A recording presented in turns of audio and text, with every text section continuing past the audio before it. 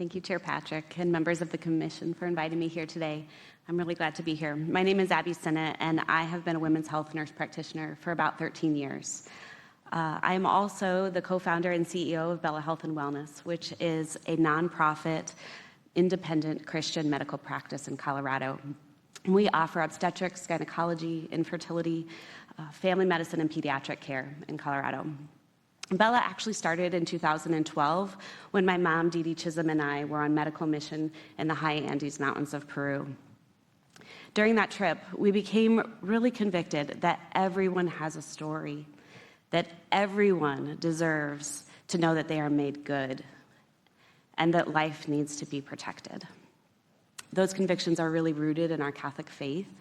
And so we came home and we launched a practice in Denver, Colorado, where we were able to practice dignified, life-affirming care according to our faith. We launched Bella as the first comprehensive, life-affirming practice that offered OBGYN care in the state of Colorado. And since that time, we have been proud to deliver the highest standards of care to over 28,000 patients. So I'm here today to tell you about how Colorado tried to make it illegal for pregnant women in our home state to receive medical care that helps save their babies' lives. I'm also here to tell you that thankfully Colorado failed.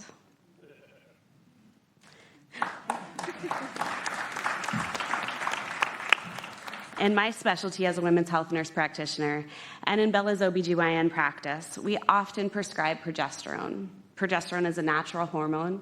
It is found in the woman's body. It's essential to both achieving and maintaining pregnancy. And it's really been used in medicine for over 75 years. It's often used for risk of miscarriage, to prevent preterm birth, for infertility or menopause, really a whole slew of things. But progesterone is actually also the only known treatment that can help a pregnant woman who has taken the first abortion pill and decides that she wants to continue her pregnancy. And so here's the science in a nutshell.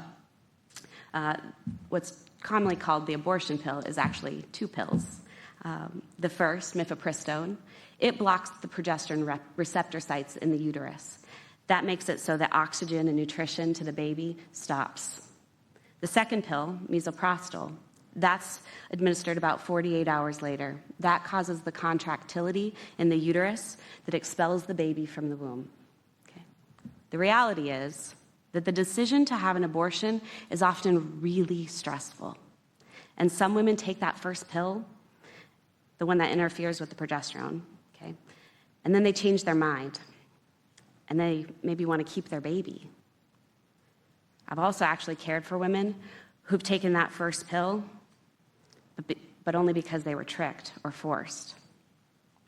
And so if a woman takes mifepristone, willingly or not, and she wants to save her babies, providers can prescribe progesterone to help overcome those progesterone-blocking effects.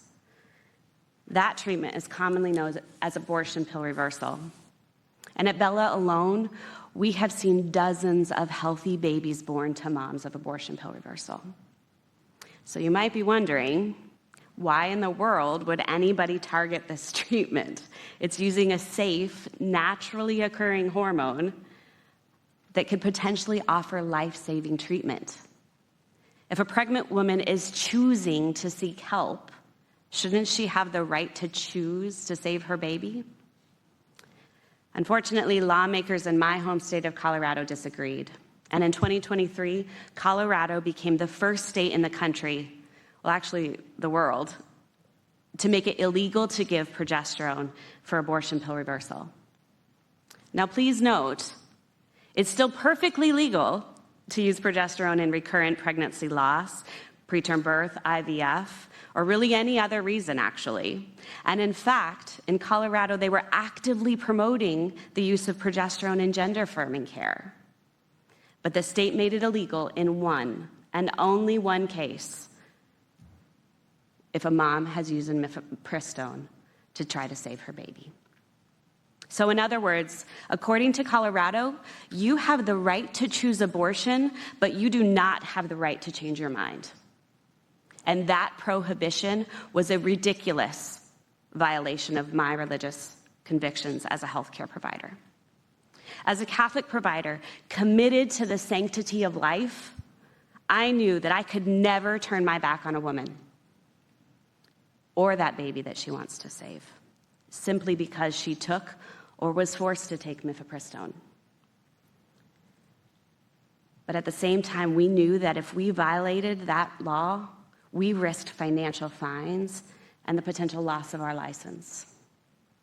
So everything that we had built in our careers and everything that we had built at Bella was on the line if we followed our religious convictions. So Mom and I prayed really hard. And we sought spiritual counsel.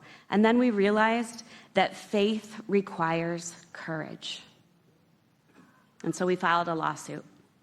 And with the help of Becket Fund, we sued Colorado the day that the law was signed.